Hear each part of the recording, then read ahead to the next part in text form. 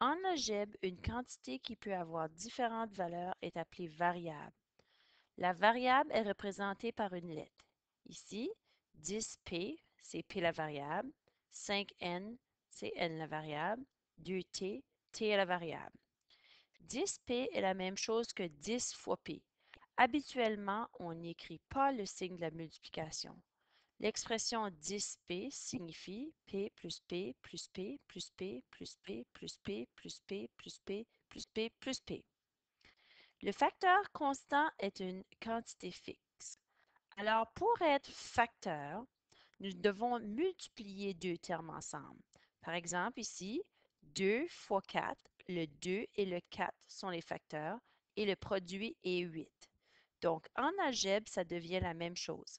Si on a une expression algébrique 2y égale 8, le facteur constant est donc le 2, la variable est le y. Donc, facteur constant est une quantité fixe, c'est le nombre qui ne change pas.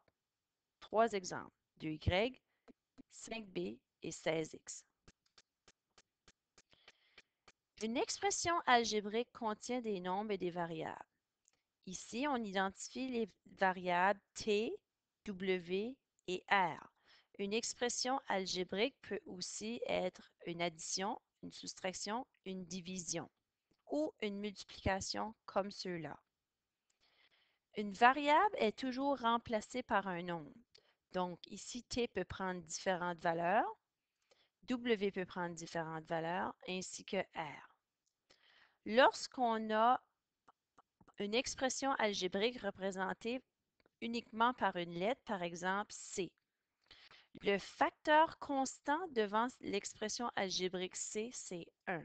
Alors, le 1 ici est sous-entendu devant le C. Donc, c'est 1C. Si C aurait la valeur de 2, donc, on dirait que c'est 1 fois 2 qui va nous donner 2.